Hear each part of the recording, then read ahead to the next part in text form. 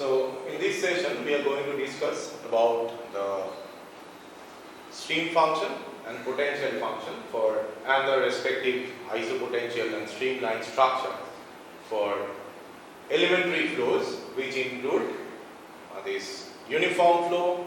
We will take the examples first of uniform flow, next it will be the source flow, next it will be the sink flow, and finally the irrotational vortex flow, right?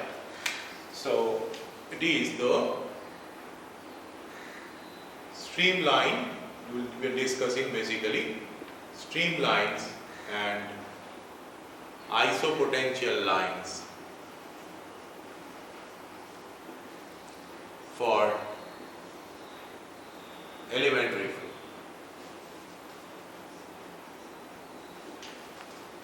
So first we will discuss about uniform flow, right? So in uniform flow, you see the typical flow structure is something like this.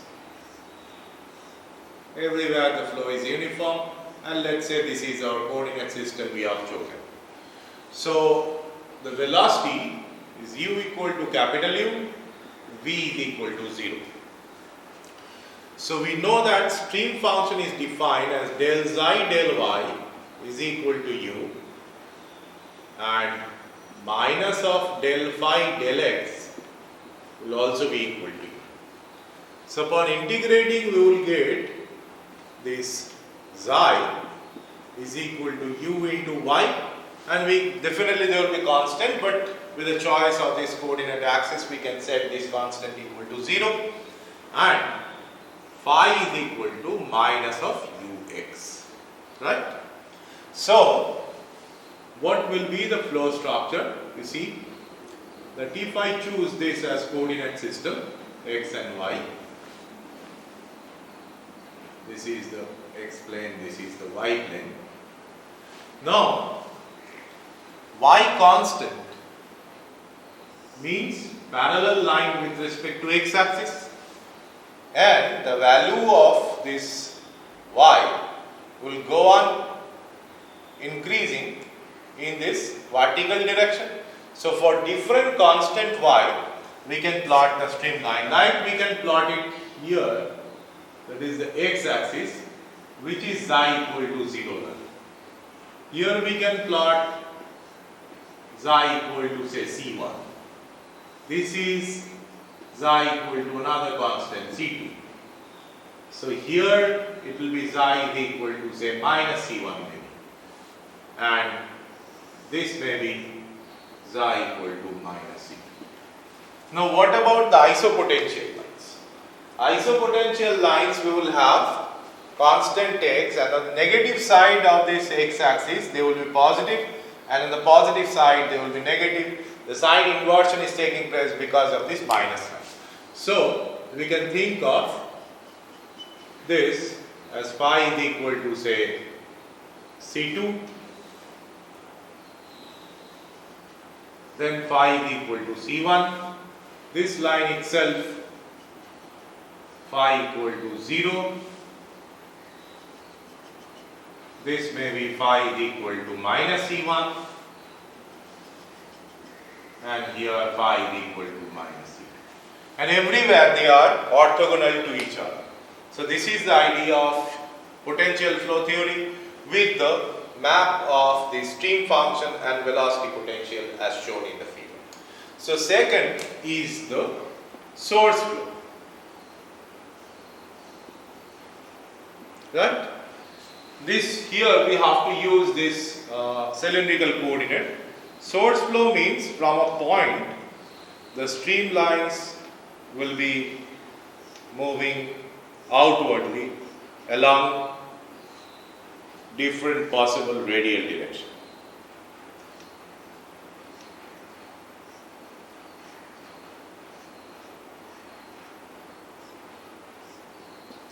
Right? Now the typical example of source flow with negligible viscosity effect and incompressibility may be in the underground flow when we inject excess water in the this monsoon. there is a typical practice, particularly in fast world, to inject excess water through a bored pipe, right, with perforations.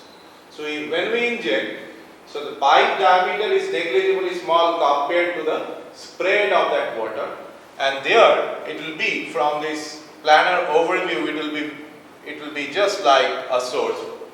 Now in case of source flow, you see that VR is equal to Q divided by 2 pi R, where what is Q?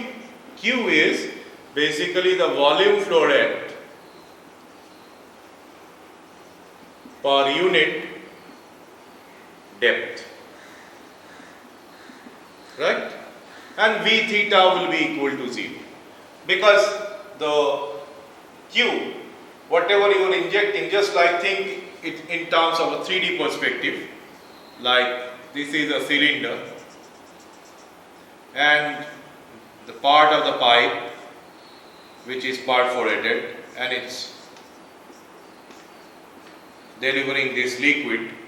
So if it is delivering water at a flow rate Q and this radius is R, so definitely at the wall of this circular cylindrical surface, and if the depth is unity, so if the depth is unity, that is capital Q, so Q is equal to 2 pi R into VR into 1. So capital Q by 1, which is small q, which is equal to 2 pi R VR. So basically you have to understand, or let's say the height is L, so Q by L is equal to small q, which is L, and it's giving you this velocity vector. Now we know that VR it's equal to this del xi del theta into 1 by R, and V theta is equal to this 0.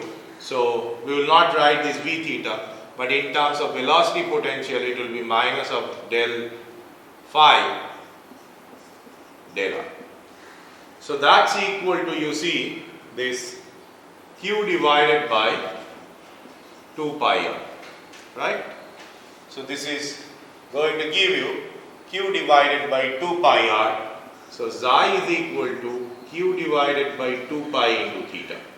Whereas here if I put Q divided by 2 pi R, I will be getting that phi is equal to minus Q divided by 2 pi into ln of R. So this is the expression of phi and this is the expression of xi. So constant theta lines, which are radial lines, just like this, there will be streamline, and constant R lines, which are concentric circles, these will be the isopotential lines. So you see that here in this type of flow, we will have the streamlines just like radial lines,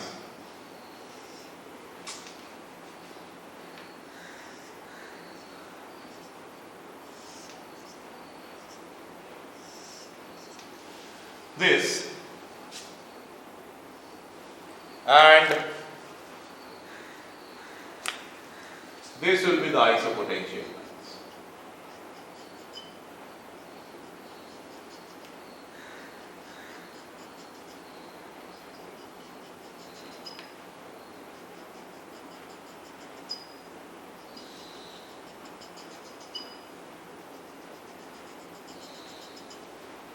Right?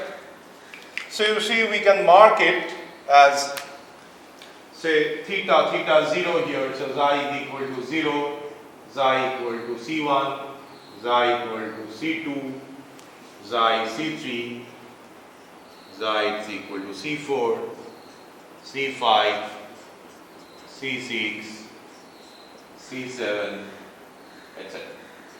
Right? Whereas isopotential line, there is a minus sign, so with the increase of R actually this phi decreases. So here we can write phi is equal to, say, C1 prime, phi equal to C1 prime, phi equal to C2 prime, phi equal to C3 prime, etc. Right? Now you have to note that C1 prime is greater than C2 prime, greater than C3 prime, etc. So because of that, we are having the flow in the direction of decreasing potential. Just the opposite of the source flow is the sink flow. You see? So the third is the sink flow. It's very similar to that of source flow, only there will be a change in sign. There will be a change in sign. So sink flow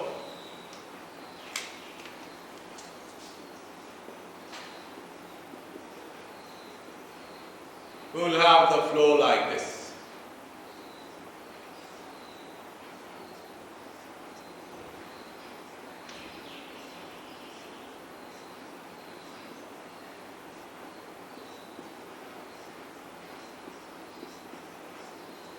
So it's pretty obvious that VR here will be equal to minus of Q divided by 2 pi r and V theta equal to 0. So essentially the same equation, but there will be a minus sign.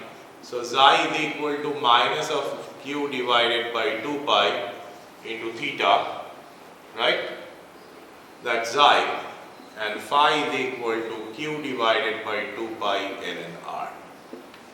So we will have the same structure, but the direction will be inward. So this is the origin, so we will have the direction like this.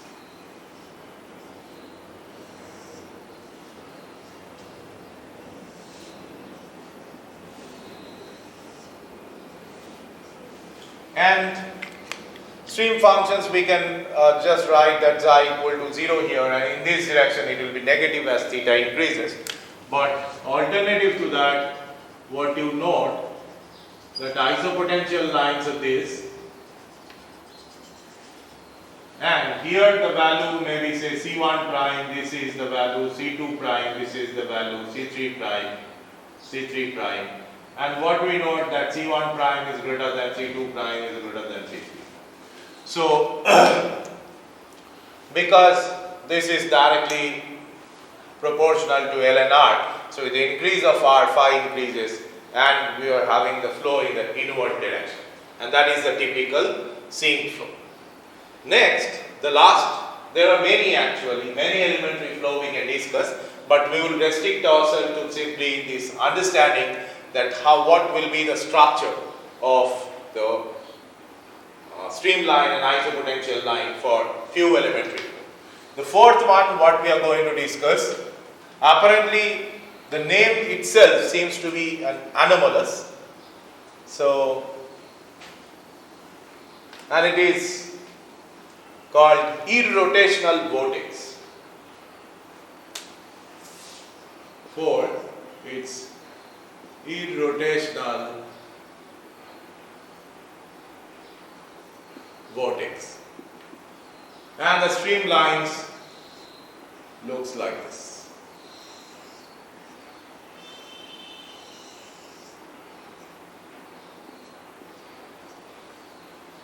The flow of air in a tornado we can actually represent by this irrotational vortex model.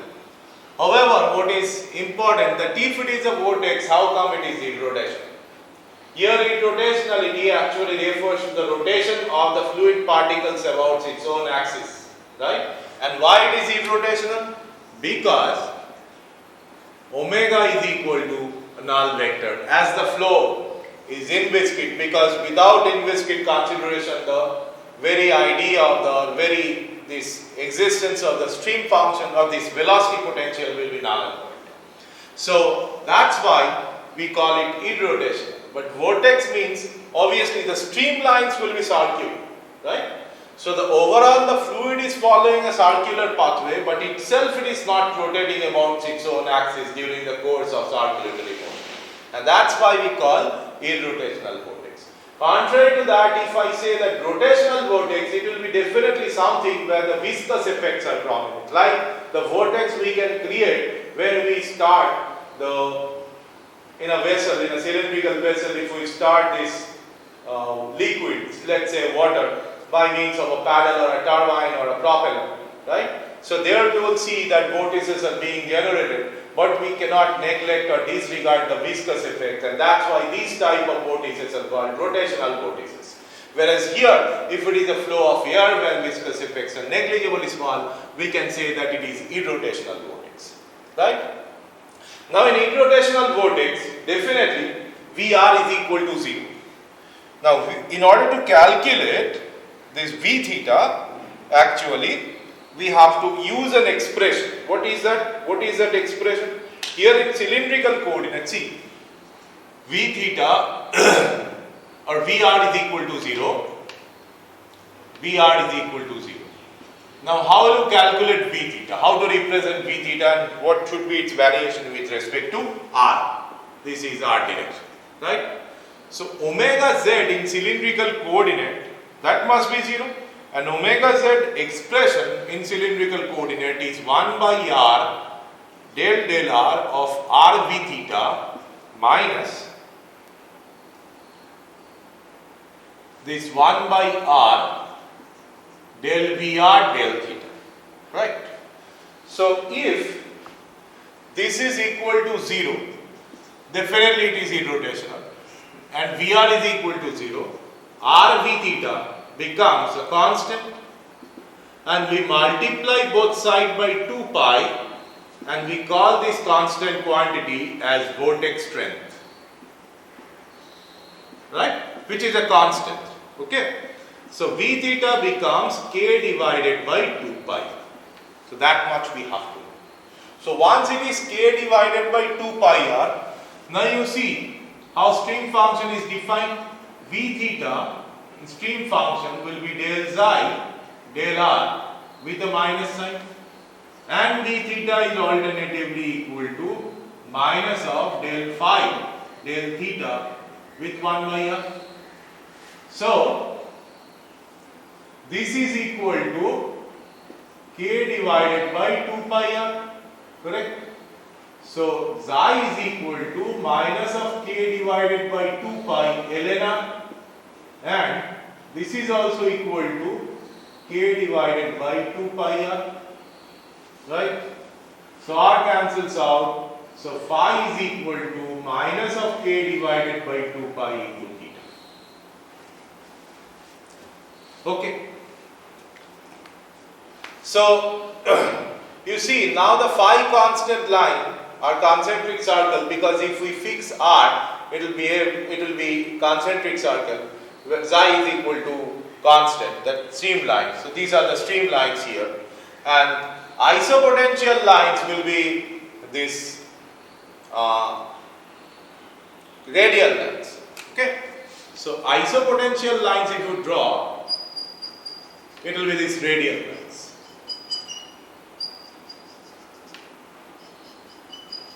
Like here phi is equal to 0, at this point phi is equal to minus c1, because with the increase of theta in the positive direction it increases.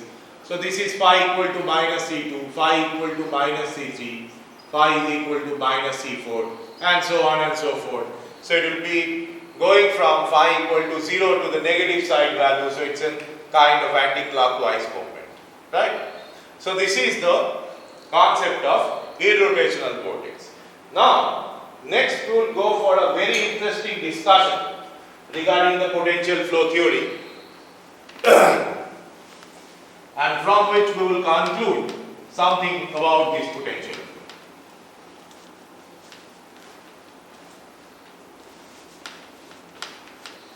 See, this in the potential flow domain, both phi and xi, that is stream function and velocity potential, they are both harmonic functions, and harmonic functions actually can be superimposed. So if I superimpose this elementary flow and the respective stream function and potential function, we may generate some complex flow structure, right? And therefrom some interesting thing may evolve out. Like what I am talking about in potential flow domain or potential flow paradigm, both phi and psi are harmonic functions. Harmonic functions means they satisfy Laplace equation, right? So Laplace equation they are satisfying, and actually they can be superimposed. So essentially they, or rather we can superimpose phi and psi of different elementary flows, what we have discussed, some of them we have discussed, right? So if I just superimpose phi overall will be equal to phi 1 plus phi 2, this is a typical superposition principle, right? This is a typical superposition principle, and psi overall will be equal to psi 1 plus psi 2. Right. So let's discuss about an example where we are going to superimpose this uniform flow plus, let's say, a source flow.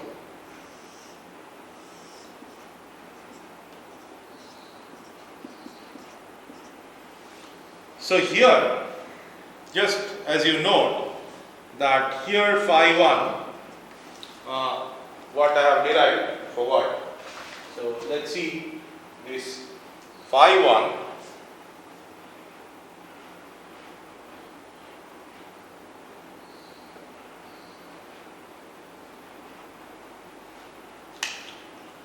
what was that? Phi 1 is equal to minus of ux and psi 1 is equal to u into y. Whereas for source flow,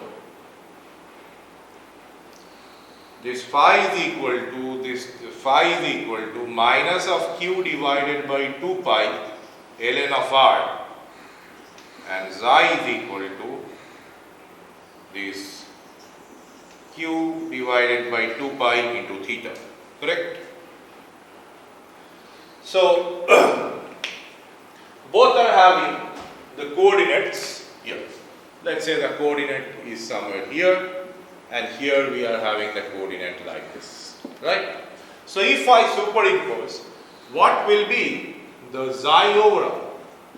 Psi overall will be this plus this, but this is in cylindrical coordinate, this is in Cartesian coordinate. So let's change the Cartesian into cylindrical.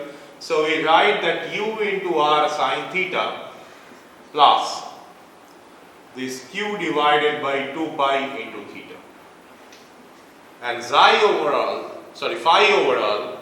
it's equal to minus of u r cos theta minus q divided by 2 pi into ln r. So you see that these are the structure of equation for this phi overall and psi overall. And now if I plot them, what will happen? See, if these two are superimposed, what will happen? So it looks like something like this. See. So this is the source actually.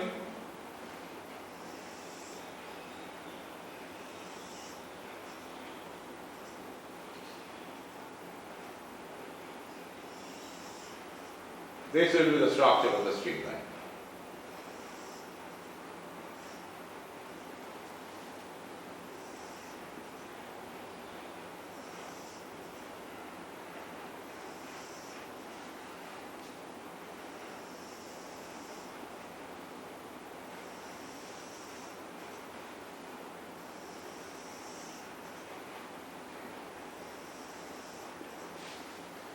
This will be the different streamline, and the isopotential lines. The isopotential lines will look like this.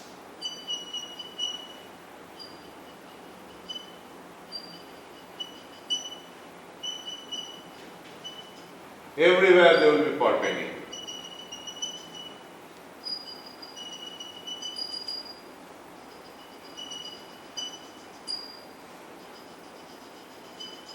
Something like this, right?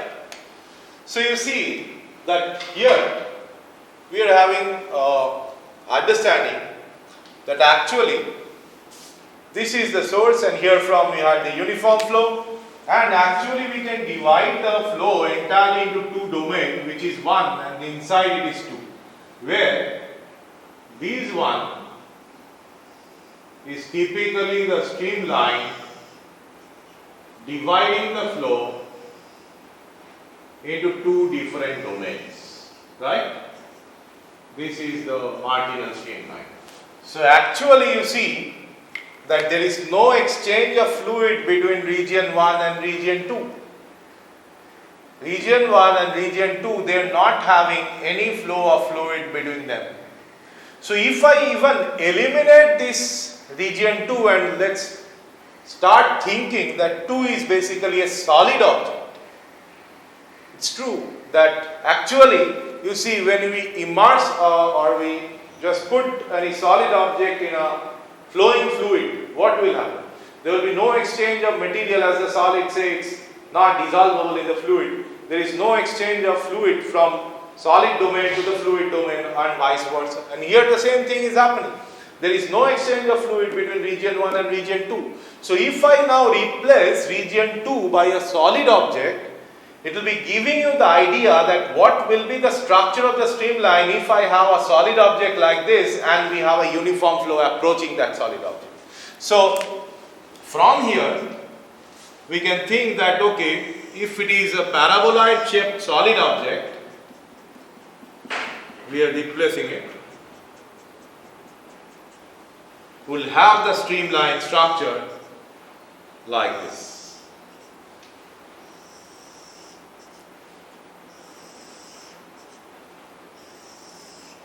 But it is actually not a solid object, so this type of object is called Rankine bluff body, right? However, this analysis is very important. Why it is so important? Because it actually gives the idea that what will be the pattern of the flow surrounding a solid object. Okay, so this is the potential flow theory, and now I would like to read out one paragraph from my handout, so which will actually give you the essence that why we are so much interested about this potential flow theory. See, much of the analytical work related to the superposition of flow was done centuries ago when it was called hydrodynamics instead of potential flow theory. A list of famous contributors includes Bernoulli, Lagrange, D'Alembert, Cauchy, Rankine and Euler. The theory immediately ran into difficulty in an ideal fluid flow, into difficulties. What is that difficulty? In an ideal fluid flow, no body experiencing drag, that is the D'Alembert's paradox of 1752, a result completely counter to experience. You see that okay, fine, this was the originally the analytical fluid mechanics. Actually, fluid mechanics as a subject evolved into two different disciplines. One, this is the typical hydrodynamics where most of the mathematicians they have worked, and on the other hand, that when for practical purpose where it was mostly developed by engineers, and particularly in terms of this drag and all, there were a lot of empirical equations, particularly for marine architectures and all, right? So they have got no theoretical basis. So that was a different branch, and here this hydrodynamics was a more mathematical branch. Now why this is unable to replicate the real life experience of drag? Because whenever it is a Rankine bluff body, but finally it is a potential flow theory where it is inviscid. So it cannot explain the viscous effects at this boundary between the solid and the liquid. And this century long this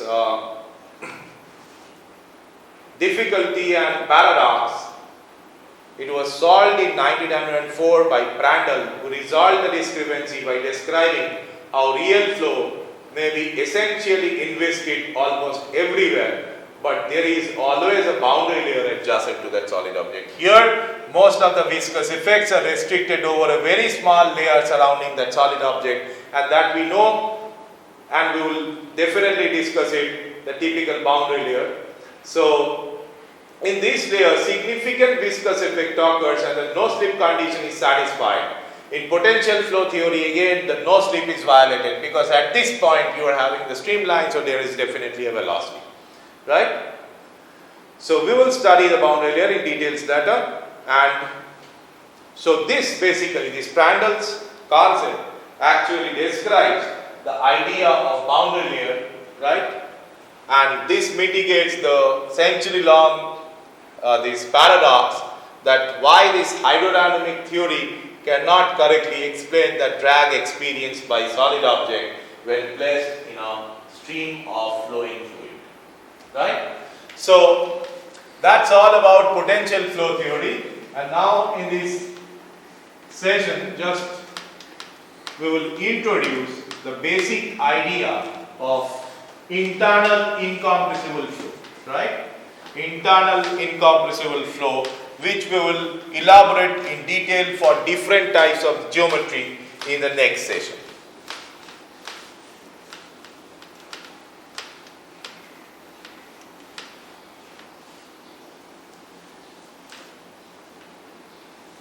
So, internal incompressible flow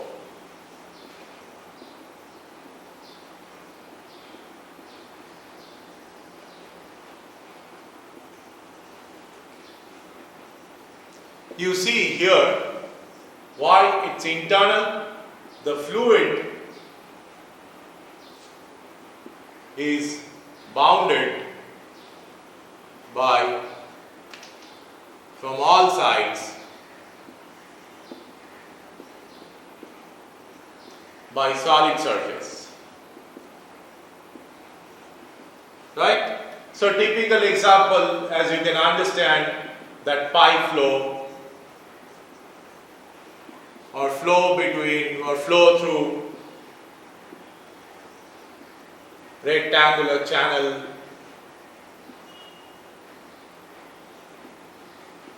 annular flow, etc. Right. So that is typically the internal flow and incompressible flow. We know what it is. Now, first we have to understand a concept called entrance length before going into the detail.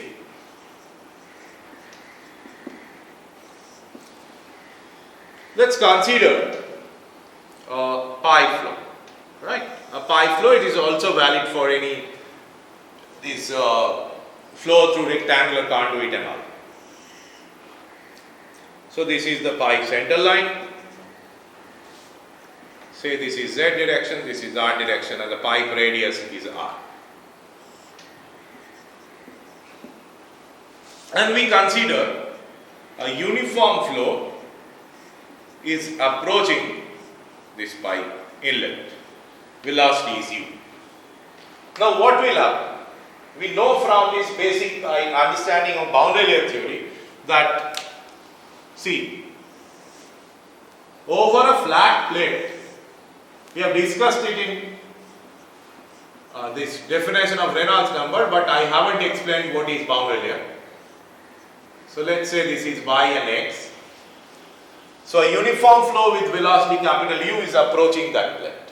So once it is here, say here, at a distance x1 from the origin. At this point, no slip is to be satisfied. So as we move away from the plate, definitely the local velocity will be increasing. Why increasing? Because we are moving away from the plate, so viscous resistance will be less. And finally, after a certain point, after a certain distance or at a certain distance, the local velocity will be same as that of free stream velocity. So this will be the local velocity vector. And let's say this specific distance is delta 1 at which u is equal to capital U, right? Now at a higher x, let it be at x is equal to x2, this distance necessary to reach the free stream velocity will be increased. Why it will increase? Because as the fluid, see here, let's assume that it will increase. So it will be something like here.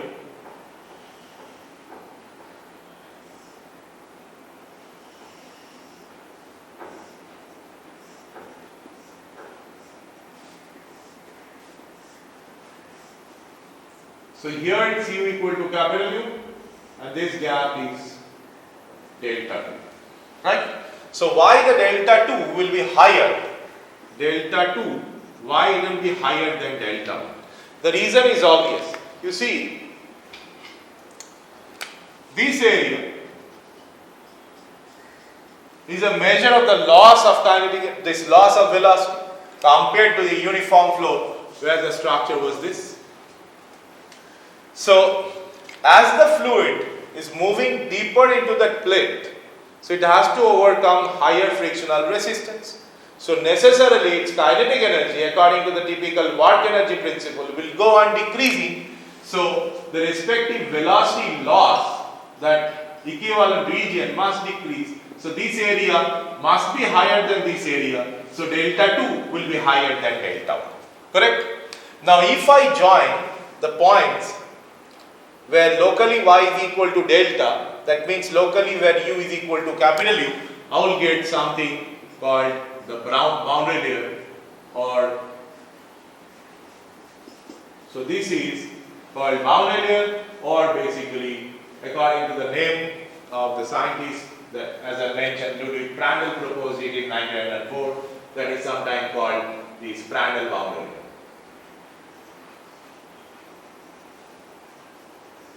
Right? So you see, the pipe, if you unwrap the perimeter, it becomes a flat plate. So you can think that boundary layer will grow on the flat plate. Now think a plate with boundary layer. Now you wrap it in the form of a pipe, just like a circular cross section. So what we will see here at this diametric opposite point, at these two diametric opposite point, we will have the growth of boundary layer like this. And the growth will be symmetric, so they must meet at the center line. Right? So they are same, they are symmetric. One is just the mirror image of other about this pipe axis. So here what is the profile? This, then this, then this. Here what will be the velocity profile? This, this, and this.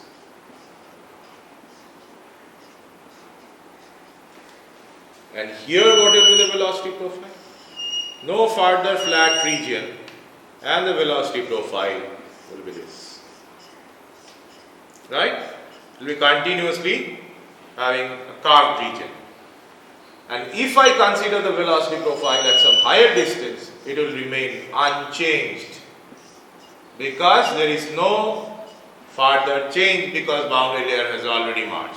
So these two are identical for a pipe of constant cross section as we have considered. Right? So the flow from this point onward has got nothing to develop more into the different types of flow. So from this point onward, we call it fully developed flow. Right? And the length from the entrance necessary to achieve the state of fully developed flow is called entrance length.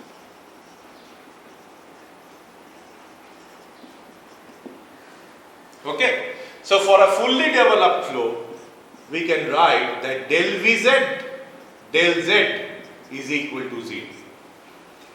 Because there is Vz here will be a function of R only, because it is axisymmetric, it will not be a function of theta. So there is no further change of Vz, which is only one non-zero component with respect to Z axis, and when this state is achieved, we call it is fully developed flow, and the respective length is called entrance length. Now see, if I solve the Navier-Stokes equation for Z less than LE, actually we can calculate for laminar flow at least the entrance length, how it is related to the diameter. For laminar flow, LE by D is equal to 0.06 RE. Right? So that is the formulation, that LE by D is equal to 0.06 RE. Right? And that you see that if you substitute that RE max for laminar flow is 2100, so LE will be equal to 0.06 into 2100 whole bracket into D, whatever it comes to be, some 138 or something. Right? So exactly the numerical constant, its value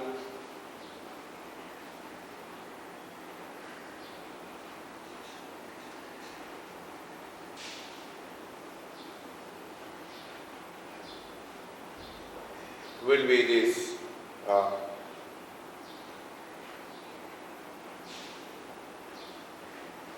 126 D, 126 times diameter, that is the maximum entrance length possible. Right? Now, for turbulent flow, we will discuss it later. The turbulent boundary layer, this is, if this is the laminar boundary layer, let's say if this is the laminar boundary layer,